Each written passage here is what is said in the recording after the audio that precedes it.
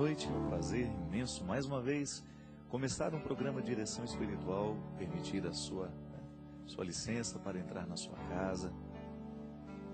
Toda vez que nós nos culpamos por alguma coisa, de alguma forma nós paralisamos o nosso processo humano.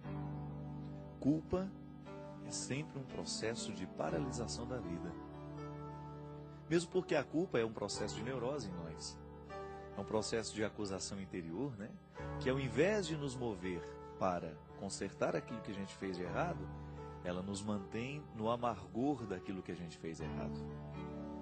Você já deve ter se sentido culpado em muitos momentos da sua vida, e se você analisar comigo, talvez você chegue a essa mesma conclusão. Ou não. Que toda vez que você se culpou, você se travou, você se impediu de ir além, justamente no processo de amargurar o erro cometido.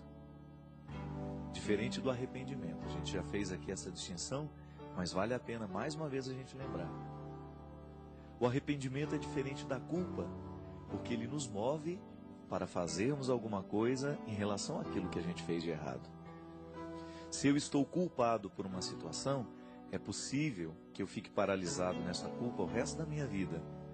E cada vez que eu me recorde do erro cometido, esse processo de culpa me venha como forma de acusação interna que me retira a autoestima, que me retira o prazer de ser eu mesmo, que me coloca num lugar estranho dentro de mim mesmo, que parece muito mais uma prisão, alguma forma de aprisionamento, de porão da existência, digamos assim.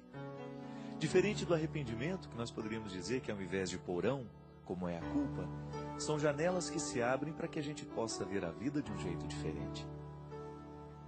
E aí você pode distinguir comigo.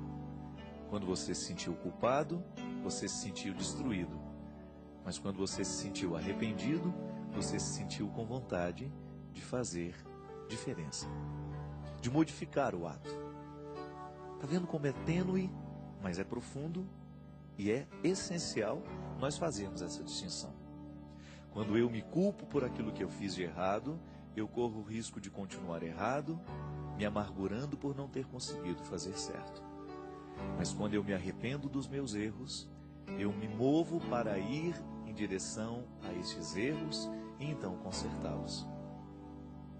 É como se você julgasse hoje, na prisão, alguém que se reconhece culpado dos erros, alguém que a justiça considerou culpado por aquilo que fez. Na prisão, ela não tem condições de modificar o que ela fez. Na prisão, ela vai apenas amargurar na solidão daquela cela a certeza de que ela errou. Diferente se nós tivéssemos um outro sistema, ou quem sabe se nós tivéssemos uma humanidade para isso, que a gente sabe que também é difícil.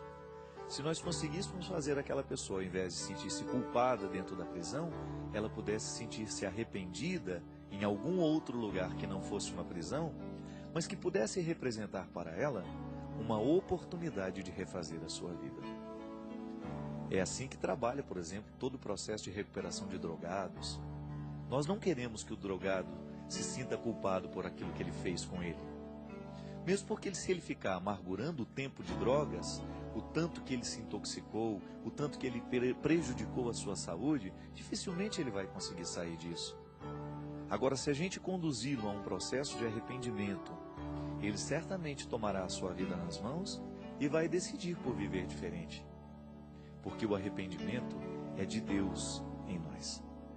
É processo de Deus na vida humana. Ao contrário que a culpa é muito mais um processo do diabólico. Não é verdade?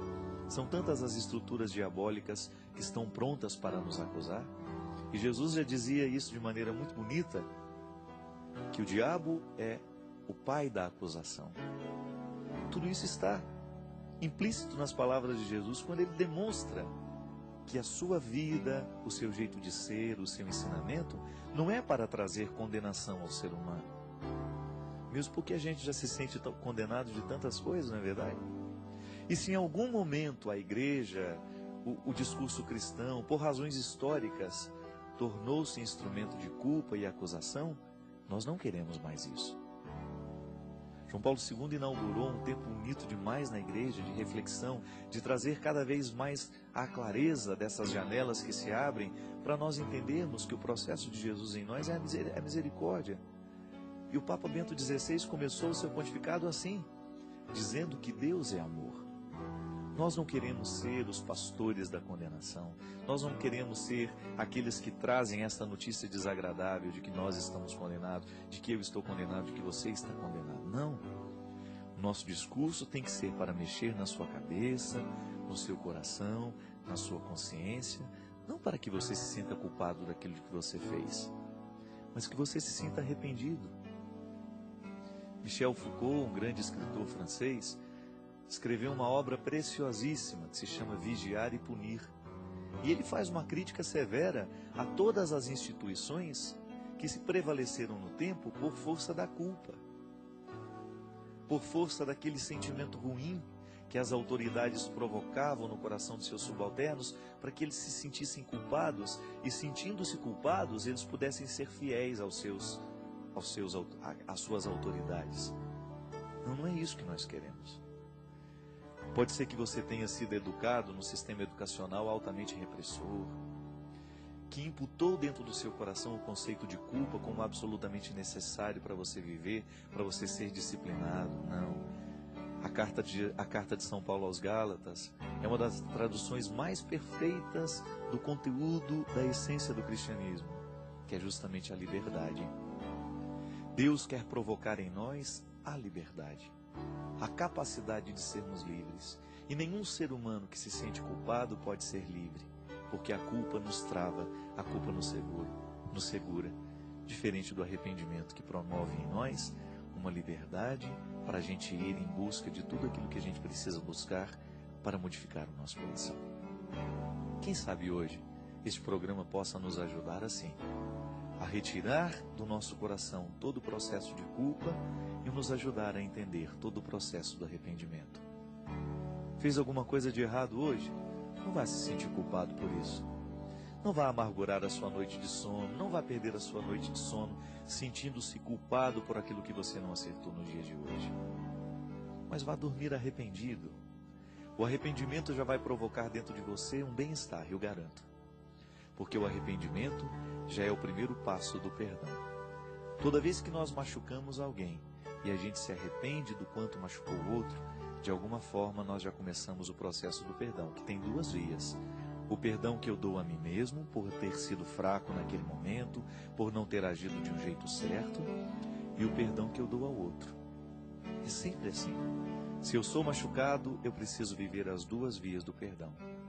Perdoar a mim mesmo por ter sido fraco, por ter me deixado abater pela maldade do outro, porque é um processo inconsciente, mas acontece isso com a gente, e também ser capaz de olhar nos olhos do outro e conceder a ele também o direito de ser fraco. Este é um programa de gente fraca, mas é um programa que nos ajuda na fraqueza a descobrir a fórmula que nos vai ajudar ainda que seja um pouquinho de fortaleza nessa vida, porque faz bem a todos nós.